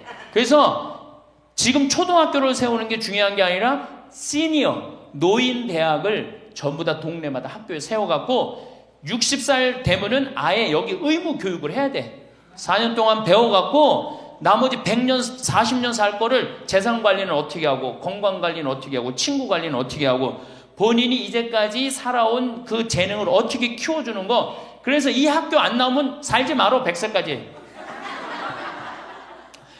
그 60살 넘어서 이 학교 정규 학교 졸업하고 나면은 100살까지 살 자격증을 줘야 돼요. 그럼 모르고 그냥 살면 어떻게 해. 그래서 저는 이 정규 학교 우리나라가 진짜 훌륭한 나라 되려면은 60살 넘어서 동네마다 정규 학교 난 세워야 된다고 생각해. 그리고 이 졸업장을 가져야만이 100살까지 살아야 돼요. 지금 한심하게 사는 할머니들 얼마나 많아요. 얼마 전에도 어떤 남편이 굉장히 훌륭한 남편인데 돌아가셨어요. 근데 재산을 확실하게 정리를 못하고 죽은 거예요. 그 할머니 혼자 남았는데 자식이 서로 재산 분가한다고 싸워갖고 재판에 걸어갖고 할머니가 여기 가서 재판정에 서고 저기 가서 재판정에 서고. 이게 학교를 졸업하지 못해서 그래. 이 정규 학교를. 우리나라가 이 정규 학교가 없어서 그래요. 그러니까 우리 할머니들은 이 학교를 다녀야 되는데 우리나라 지금 교육제도가 지금 안 하고 있잖아. 그러니까 안 하니까 성당에 정규 학교라도 노인대학 다니라 이거예요. 절대 관두지 마세요.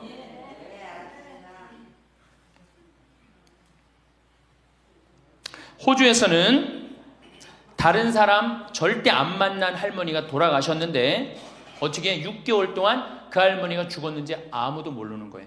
그래갖고 6개월 동안 냄새가 하도 나서 보니까 죽은 지 6개월 돼서 그때 발견한 거예요. 자식들도 뻐젓이 다 있는데 자식이 있어도 부모 6개월, 1년 안 차가는 자식 많아요. 앞으로 여러분들도 그럴 거예요. 여러분들도. 진짜 중요한 건 누구야? 친구야, 친구. 여기 노인대학에 같은 반에 친구가 안 나오면 전화로도 한 통 해볼 거 아니야. 그럼 죽었는지 살았는지 꼴가닥 죽었는지 어떻게 했는지 알 거 아니에요. 그래서 노년에 가장 중요한 건 친구다. 며칠 전에 능평성당에 70대 된 할머니 할아버지 네 부부가 여기 와서 2박 3일 동안 놀고 가셨어요. 네 부부가 바나 다 갖고 오고 쌀, 반찬 다 갖고 왔어. 그럼 비싸지도 않지. 하루에 뭐 잠자는 거 하면 4만 원, 5만 원이면 되니까 그 4일 동안 여기 와갖고 얼마나 근사하게 놀고 갔는지 몰라요. 그러니까 가능한 한 집에서 자주 벼야 돼, 집을. 며느리하고 가능한 한 안 마주치는 게 좋은 거예요. 그래야지 며느리도 편안하지, 누구도 편안해? 나도 편안하고. 뒷방에서 쭈그리고 앉아있으면 알아주는 사람 아무도 없다 이거예요. 아무도 없어요. 그래서 뒷방에서 쭈그리고 앉아갖고 방 출입하지 않으면은요, 그렇게 뒷방에 깜깜하게 있으나 관 속에 깜깜하게 있으나 똑같은 거예요. 살아도 살아있는 게 아니란 말이에요. 그 살아있으려면 멋있게 살아있어야 될 거 아니야. 그러니까 놀러도 좀 가고. 이제 그건 내가 4번째 시간에 얘기를 할 거예요. 어떻게 노느냐. 그 방법도 모르니까.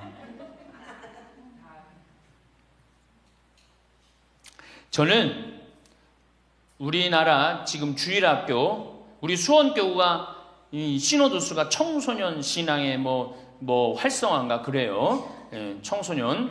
근데 주일학교는 난 참 굉장히 회의적이에요. 왜냐하면 우리나라 교육제도에서요, 신앙생활을 잘할 수 있는 교육제도가 아니에요. 우리나라 교육제도가. 학원 죽으라고 다니고 그렇게 지쳤는데 토요일날 일요일날 겨우 쉴만하는데 성당 가고 점점 성당이 부담스럽잖아요.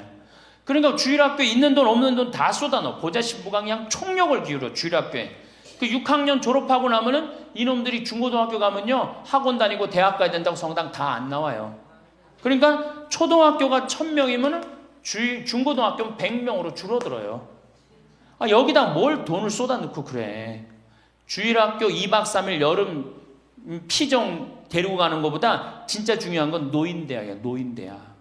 노인대학은요, 줄어들지도 않아.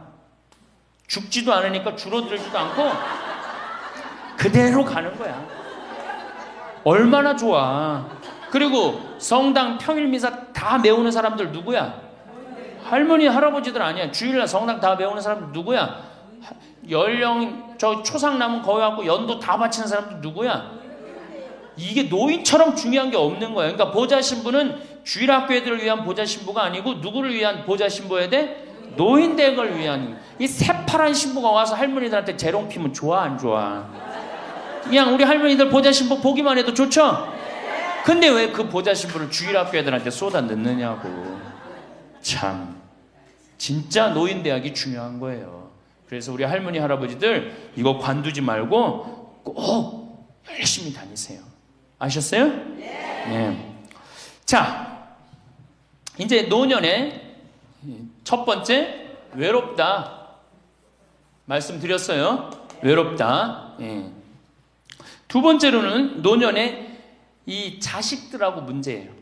자식들하고 갈등이 생기기 시작해요. 내가 이렇게 많이 쏟아 넣었는데 너는 나한테 해주는 게 뭐가 있느냐. 이렇게 계속 섭섭해요. 근데 사실 자식들도 살기 힘들어요. 생각해봐. 자식들 아파트 청약 보야지.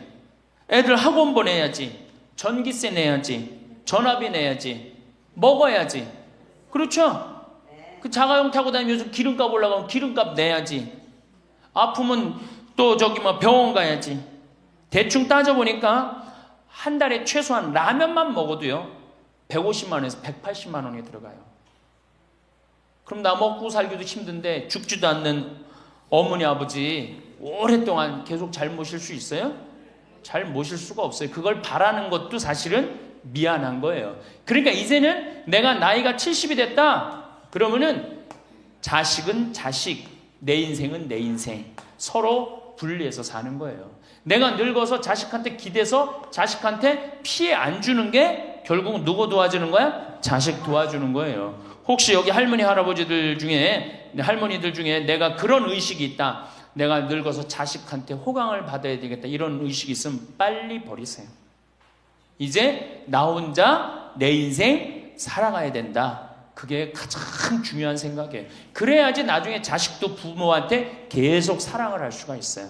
가기만 하면 원망하고, 이번 추석 때도 그런 사람들 많을 거야. 많이 싸웠을 거야. 응? 옆집 할망구는 아들이 와갖고 냉면도 사주고 갈비도 사줬다는데 나는 큰아들이 사줄래나 둘째 아들이 사줄래나 막내딸이 사줄래나, 근데 나한테 사주는 놈 한 놈 없다. 그러면 자식들이 지겨운 거예요. 하루 이틀 그 소리 하는 것도 아니고. 나는요, 냉면 먹고 싶으면요 내 돈 주고 내가 가서 사 먹어요. 냉면 먹고 싶은 거 누구만 알아? 내가 지금 냉면 먹고 싶은 거 누구만 알아? 나만 아는 거야. 나만 아니까 누가 나한테 사줘야 돼? 내가 나한테 사줘야 되는 거야. 내가 나한테. 누구한테 그걸 사주기를 원해? 70, 80이 돼서. 그래서 제발 재산, 집 자식한테 물려줄 생각하지 말고 집 은행에 담보로 맡기고 쓰다가 통장에 얼마만 남기고 주고? 이제 교육의 효과가 나옵니다. 500만 원만 남기고 죽어요. 모자라는 거는 뭘로 충당하면 돼? 부조금으로 충당하면 돼. 그 죽을 땐 어떻게 죽어? 꼴가닥 죽으면 돼요. 자, 미국은 집으로 깔고 있는 게 30%, 금융자산이 70%예요. 할머니, 할아버지들이. 집으로 깔고 있는 게 30%, 금융자산이 70%예요. 그래갖고 70%를 쓰다가 죽어요, 미국은. 우리나라는 집으로 깔고 있는 게 90%, 금융자산이 10%야. 그러니까 뭐 하고 싶어도 돈 있어요, 없어요? 돈이 없는 거야. 오로지 뭐만 하나 쥐고 앉아 있는 거야? 집만 하나 쥐고 앉아 있는 거야. 그 쥐고 앉아서 죽을 때 누구한테 물려주려고? 자식한테 물려주려고. 그런데 문제는 뭐냐? 자식이 그 집을 물려받을 때 몇 살이에요? 70이에요. 내가 90에서 지금 대개 100살에 죽는단 말이야. 그럼 자식이 몇 살에 그 집 물려받아? 70에 물려받아. 70에 물려받을 의미가 있어요, 없어요? 의미가 없어요. 차라리 이 집 정리해갖고 나도 맛있는 거 먹고 구경하고 싶은 거 구경하고 돌아다니고 싶은 거 돌아다니다가 자식한테 자식도 같이 쓰다가 죽는 게 낫지. 집 남겨놓으면 반은 국가가 갖고 가고 반은 네가 더 갔느냐 내가 더 갔느냐 싸운단 말이에요. 반은. 우리 어머니 아버지를 제가 작년에 성지순례를 모시고 왔어요. 근데 어머니 아버지한테 그랬어. 어머니, 예수님 태어난 데는 봐야 될 거 아니냐. 아버지, 이 교황님 사는 베드로 성전을 봐야 될 거 아니야. 그렇게 신앙생활을 했으면은. 근데 아버님이 77, 어머니가 75이었을 때 내가 모시고 갔어요. 그랬더니 아버지, 어머니가 그러는 거야. 아유, 길에서 죽기 싫다는 거예요. 비행기 14시간 타기 싫다는 거예요. 우리 외삼촌이 미국에 가서 돌아가셨거든요. 여행 갔다가. 그래서 내가 그랬어요. 걱정하지 말라고. 그리고 자식들이 이미 돈을 다 모아놨기 때문에 어머니 아버지 이거 취소하면 안 된다고. 3달 전에 가서 말씀을 드리니 2달 전에 집에 가보니까 어머니 아버지가 손잡고 산에 올라갔다 내려갔다 하더라고. 길에서 안 죽으려고. 한 달 전에 가보니까 여행 옷 다 입고 뭐 운동화도 다 했어요. 제가 여행을 모시고 갔는데 비행기에선 잘 자고 중간에 뭐 2번에 밥 나오네 2번 다 먹고 또 잘 주무시고 성지에 딱 그 순례를 하는데 제일 먼저 일어나고 제일 앞장서서 걸어가고 제일 잘 먹는 거. 잠도 잘 자고. 누가 77이라고 그래요. 그래갖고 토요일날 밤 10시에 집에 들어왔어요. 한국에 들어와갖고 나하고 한 15분이 우리 어머니 아버지하고 성지순례를 갔는데 다음날 10시에 내가 전화를 했어요. 10시에 전화를 했는데 성주순례 갔다 온 분들 다 괜찮은가 확인했는데 다 비몽사몽 전화를 받는 거예요. 40대 50대 된 분들이 갔었는데, 근데 집에 전화했는데 어머니 아버지가 전화를 안 받는 거예요. 걱정이 되고 계속 전화를 했는데 2시에 이제 통화가 됐어요. 아유, 왜 전화 안 받느냐고. 아버지는 약수터에 물 들어가고요, 어머니는 머리하러 가신 거야. 그렇게 13일 동안을 여행을 갔다 오고 다음 날도 안 죽어요. 지금 77, 75 말도 아니에요.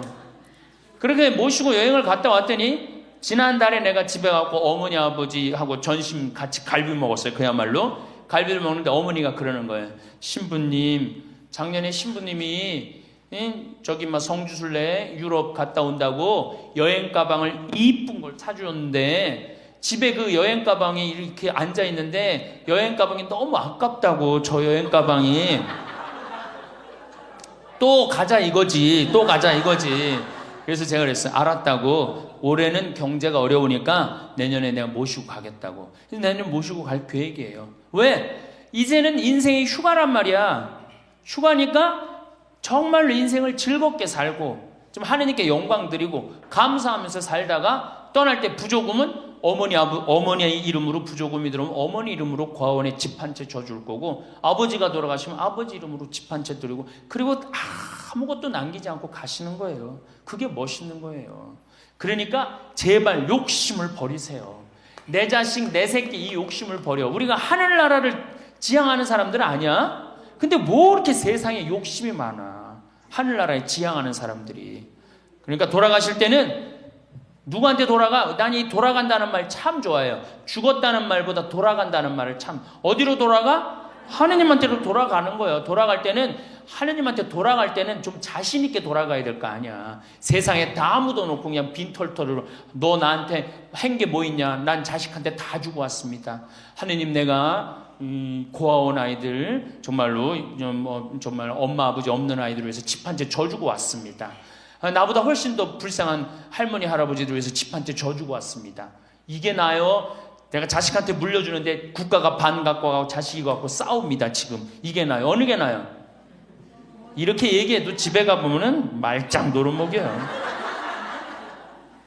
자, 그래서 우리 할머니들 제발 내가 자식한테 집 물려준다는 생각하지 말고, 그거 아까 조사해보니까 4억에서 5억 정도 한다며요. 내일 집에 돌아가면 바로 은행에 가세요. 그래갖고 바로 은행에 잡혀갖고 한 달에 2억이면 20년 쓸 수 있어요. 한 달에 200만 원. 그러니까 100만 원씩. 한 달에 100만 원이면 쓸만해, 안 쓸만해요? 쓸만하죠? 예, 그건 뭐 내가 이제 다음 시간에 말씀을 드릴 거예요. 자, 외롭고 친구가 없고 그 다음에 자식하고 관계가 안 좋아져요. 그 다음에 나이를 먹으면 몸이 여기저기 아파요. 잘생기고 이뻤던 얼굴에 검버섯이 피죠. 그렇죠? 곱고 이뻤던 얼굴이 쭈글쭈글해지고, 그렇죠?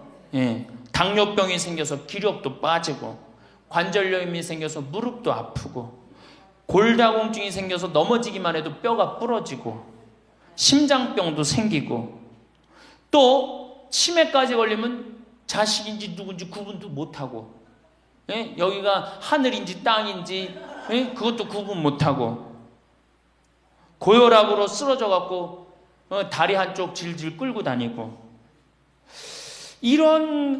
그런 거를 주위에서 자꾸 보면 자꾸 자신감이 있어요, 없어요? 없죠? 그런데 이런 사람들은 극히 드물다는 거예요. 미국의 95%는 건강하게 살아요. 그리고 여기 있는 할머니들은 지금 안양에서부터 여기까지 관광버스 타고 2시간 반 동안 왔죠? 그러니까 여기 있는 할머니들은 적어도 100살까지 전혀 문제없이 살 할머니들이에요. 100살까지. 왜? 지금 근력이면 100살까지 관리만 잘하면 100살까지 산단 말이에요. 관리만. 그리고 살다가 죽을 때는 어떻게 죽을 수 있는 가능성이 많은 할머니들이야? 꼴가닥 죽을 수 있는 가능성이 많은 할머니들이에요. 자, 그러니까 할머니들이 이제 운동을 잘 하셔야 돼요. 그냥 늙었다고 난 늙었다 이걸로 끝나는 게 아니에요. 우리 할머니들, 며느리들한테 섭섭한 할머니들 많죠? 100명이면 99명이 며느리한테 섭섭해요. 100명이. 맞죠? 네. 아유, 솔직해네. 비산동 할머니들이. 왜 내가 100명이면 99명이 며느리한테 섭섭하냐면, 내가 고해성사를 들어보면요, 내가 비산동에 있을 때 16,000명이었지 교우들이. 고해성사 무지하게 많이 들어봤어요. 할머니들이 오면 고해성사의 100%가 다 며느리 욕이에요. 며느리 욕. 뭐 며느리가 얼마나 못되게 한 거 뭐 다 얘기해요. 그럼 내가 뭐라고 그래? 할머니, 요새 젊은 것들이 버릇이 없어서 예의 없이 자라서 그러니까 할머니가 이해하라고. 할머니 며느리만 그런 게 아니라 다 그렇다. 예. 그럼 며느리들은 들어오면 나한테 뭐라고 고해성사할 것 같아? 시어머니 때문에 미치겠다고 그러는 거예요. 시어머니 때문에. 그럼 내가 그 며느리들한테 뭐라고 그럴 것 같아요? 늙으면 다 그러니까, 니네 집만 그런 게 아니다. 늙으면 다 그러니까 신경 쓰지 말아라. 제가 그래요. 어쩔 수 없는 거예요. 어쩔 수 없는 거예요. 자, 그런데 할머니들하고 며느리들하고 입장을 조금 생각을 해봐. 자, 우리 할머니들 자식들 키웠을 때, 막 키웠을 때 태어났어. 막 손가락에 꼬무락거리고 막 저기 막 옹알이하고 이뻐요, 안 이뻐요? 아, 이놈이 일어났어. 뻗떡. 그래갖고 걸으면 한 걸음 뛰었을 때 흥분돼요, 안 흥분돼요? 흥분되죠? 걸어. 그럼 기가 막히게 행복하죠? 그 행복은 아마 생각해봐. 기가 막히게 행복했을 거야. 거기다 엄마라고 그래봐. 어때요? 막 죽지, 엄마라고 그러면은. 막 죽어, 엄마라고 그러면은. 거기다가 이제 애가 가방 들고 막 학교 갔다가 뛰어왔다 하고, 아, 이놈이 키가 중학교, 고등학교 됐는데 나보다 더 커져. 뿌듯해요, 안 뿌듯해요? 이게 키우는 맛이요, 보통 큰 맛이 아니에요. 그런데 반대로 입장을 바꿔놓고 이제 생각을 해보면, 우리 어머니가 70이 됐어. 문을 열고 나오면은 아이고 그런단 말이야. 부모는 자식을 키우는 재미에 정말로 푹 빠져있지만, 자식은 부모가 죽어가는 걸 본단 말이야. 얘야 눈이 좀 안 보인다. 보니까 백내장이 걸렸어. 눈이 또 났더니 얘야 무릎이 아프다. 그러니까 무릎에 여기 그냥 저기 물렁뼈가 다 없어졌고 그 뼈 수술해줬어. 그러니까 문 열고 나오면 아이고 좋아질 가능성이 있어요? 점점 나빠져요? 점점 죽어가는 걸 보는 거예요. 누가 더 기쁠 것 같아? 자식을 키울 때가 기쁠 것 같아? 죽어가는 부모를 보는 게 기쁠 것 같아요? 여기는 안타까움, 짜증, 의무감 이런 게 들었어. 여기는 기쁨이 있고. 그러니까 우리 할머니들 자식들한테 나한테 왜 이렇게 섭섭하게 하나 원망할 필요가 없어요. 그 죽어가는 걸 보는 건 그 슬픈 거예요. 그 외로운 거예요. 이게 정말 좋은 건 뭐야? 그 모습을 자식한테 안 보이는 거예요. 따로 떨어져서 사는 게 제일 좋은 거예요. 따로 떨어져서 사는 게. 그러니까 제발 같이 살 생각 좀 하지 마세요. 자식한테 뭐 의지하고 기대하고 산다. 지금부터 피눈물 나는 이야기를 하겠습니다. 제가 평택에서 알고 있던 할머니 한 분이 옛날에 과학 선생님을 했어요. 이 할머니가 나이가 82살인데 글쎄 75살 되던 해에 아들이 꼬신 거예요. 어머니가 살던 아파트 팔고 내가 사는 아파트 팔아서 50평짜리 아파트를 사자. 그래서 75살 먹은 할머니가 그런 생각을 했대. 내가 살면은 얼마나 사나? 살면 얼마나 사나? 여기 혹시 나는 살면 얼마나 사나 그런 생각 하시는 분들 손 들어보세요. 절대 그런 생각 하지 마세요. 안 죽어.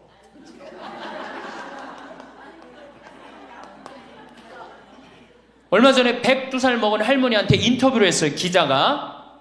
할머니 제일 후회스러운 게 뭐예요? 그랬더니 70살에 그랬대. 내가 살면 얼마나 사나? 내일 모레면 죽겠지. 내일 모레면 죽겠지. 그런 생각을 했대요.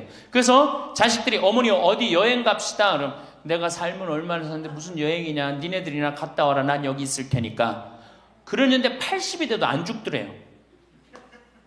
80이 돼갖고 그런 생각을 했대. 이젠 진짜 내일 모레면 죽을 거다. 내일 모레면 죽을 거다. 어머니 내가 갈비 사드릴 테니까 갈비 니네나 먹으러 가라. 난 내일 모레면 죽을 건데 무슨 갈비가 필요하냐. 그리고 뒷방에 있었다는 거예요.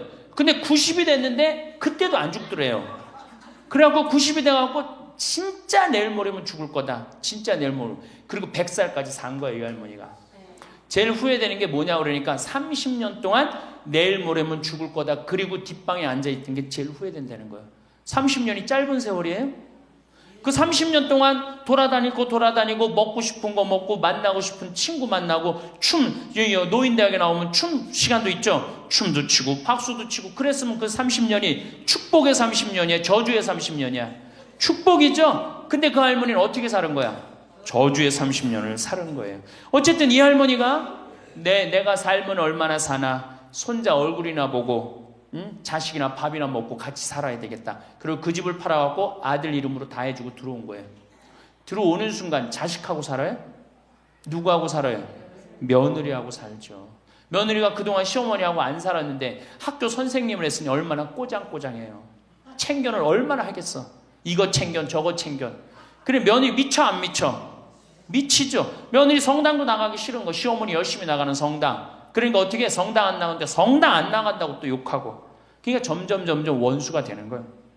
그러니까 며느리가 나 어머니랑 밥 먹는 거 체하니까 안 된다. 어머니 들어가갖고 방에서 들어가 먹어라. 밥도 같이 못 먹는 거 방에 들어가고 혼자 먹는 거예요. 손자하고 밥 먹으려고 합쳤는데 구박을 받는 거지. 하루는 날 찾아갖고 신부님 머리 좀 만져보라는 거예요. 머리를 만져보니까 혹이 이렇게 2개가 났어. 보온병으로 며느리가 때린 거예요. 아니 60 먹은 며느리가 80 먹은 며느리랑 싸우면은 누가 이겨요? 60 먹은 며느리가 이기게 돼 있어요. 30대 며느리는 울면서 참지만 60대 된 며느리는 안 참아요. 같이 싸우지. 그래갖고 혹이 이렇게 2개가 나서 왔어요. 할머니 왜 그러고 사냐. 나하고 저 소송 걸자. 그럼 지금 아파트가 8억이니까 할머니 25평 그쪽 25평이니까 4억이니까 할머니 4억 찾아갖고 우리 집에 오면은 내가 죽을 때까지 평창에서 모시고 살겠다. 4억이면 그래 82이니까 100살까지면 4억이면 살거든요. 그 살자. 그래갖고 나하고 고소장을 다 썼어요. 학교 선생님이라 얼마나 잘 썼는지 몰라. 그래갖고 재판 날짜를 이제 잡아갖고 변호사 다 해갖고 보냈어. 재판이 지나고 났는데 1주일이 돼도 안 나타나고 2주일이 돼도 안 나타나는 거야. 한 달 만에 성당에 나타났어. 제가 할머니 어떻게 된 거냐 그랬더니 재판하는 날 아들이 무릎 꿇고 어머니 재판 취하해 좀 내가 잘 모시겠다고. 그래서 취하를 했다는 거예요. 그게 취하를 한 거. 그래 할머니 그럼 나한테 뭐야 나를 나쁜 놈으로 만들었느냐. 자식 욕하고 며느리 욕하게 만들었느냐. 신부님 자식 이기는 부모 어디 있느냐고. 자식이 잘하겠다는데 어떻게 내가 그거를 우기느냐고. 이미 80 넘어서 자식 아니에요. 왼수예요, 왼수. 그래갖고 할머니 이제 자식한테 맞고 살던 나한테 찾아오지 말아라. 3달 됐는데 새벽에 전화가 왔어. 신부님 저 마리아예요. 그래서 어떻게 된 거냐 할머니 왜 성당에 요새 안 나타나느냐 그랬더니 그 집에 사는 게 너무 괴로워서 스스로 전라도에 있는 양론에 들어간 거예요. 자식한테 재산을 주면 3가지를 잃어버려요. 첫 번째 자식을 잃어버려요. 2번째 본인의 인생을 잃어버려요. 3번째 재산을 잃어버려요.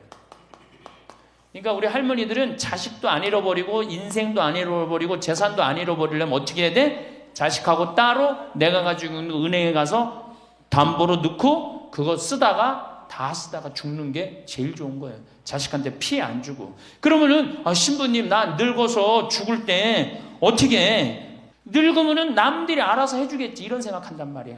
그래서 내가 항상 하는 얘기가 거지 근성을 버려라.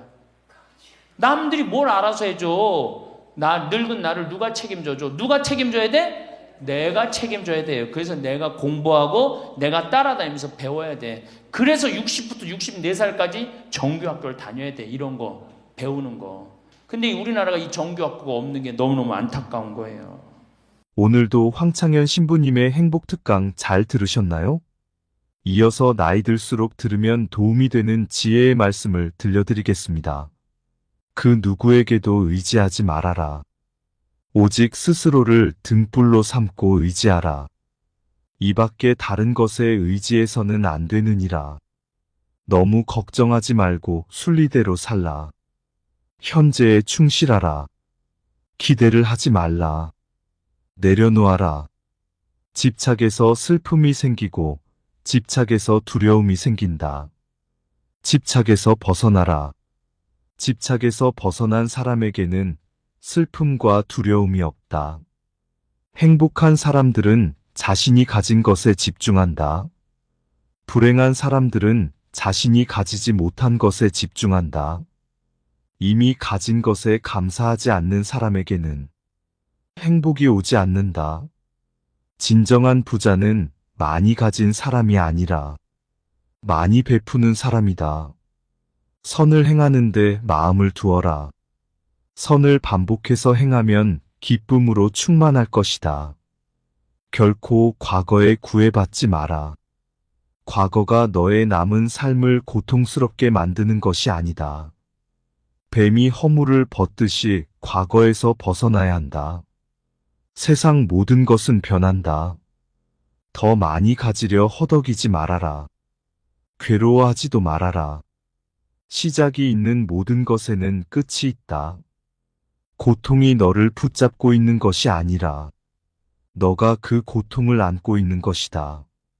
타인을 너무 미워하지 말라. 미움을 버리겠다는 마음 하나만으로도 미움은 사라진다. 언젠가는 우리 모두가 죽는다. 삶이 영원하지 않다는 것을 깨달으면 우리의 마음은 곧 평화로워진다. 화를 내지 말라. 분노를 계속 간직하는 것은 독약을 마시며 그 사람이 죽기를 바라는 것과 같다. 가진 것이 적어도 아낌없이 주어라. 그러면 온 우주 만물이 우리를 축복하리라. 모든 것은 우리가 생각하는 것의 결과이니 좋은 생각과 좋은 마음을 가져라. 그러면 행복은 그림자처럼 따라오게 되어 있다. 의심하는 습관보다 더 무서운 것은 없다. 의심은 사람을 갈라놓는다. 우정을 무너뜨리고 즐거운 관계를 깨뜨린다. 남이 내 뜻대로 순종해 주기를 바라지 말라. 남이 내 뜻대로 순종해 주면 마음이 스스로 교만해진다. 우리 내 삶에서의 모든 상황은 그저 찰나이다. 그렇기에 상황이 좋다면 그저 온전히 즐기면 그뿐이다. 그리고 상황이 좋지 않다 하더라도 이게 영원하지 않을 것이고 점차 나아진다는 것만을 기억하면 된다. 결국 우리에게 중요한 건 세 가지뿐이다. 얼마나 잘 사랑했는가, 얼마나 충만하게 살았는가, 그리고 얼마나 가진 것을 내려놓았는가이다. 언제나 너는 너가 있어야 할 곳에서 너와 함께할 운명인 사람과 너가 해야 될 일을 하며 살게 될 것이다. 아무런 이유도 없이 베풀어라. 대가를 바라지 마라. 칭찬도 바라지 말아라. 베풀었다는 사실을 깨끗이 잊어버리라. 기대를 하면 실망하게 되는 법이다. 우리 인생의 최고 목표는 다른 사람들을 돕는 것이다. 행복은 모두에게 유익할 때 찾아온다. 당신이 행복할 때 이 기쁨은 영원하지 않고 고통을 겪을 때도 이 고통이 지속되지 않는다는 것을 잊지 말라. 세상 모든 것은 영원하지 않다. 과거는 이미 지나갔고 미래는 아직 오지 않았다. 네가 살 수 있는 시간은 단 한순간뿐이다. 그것은 바로 현재다.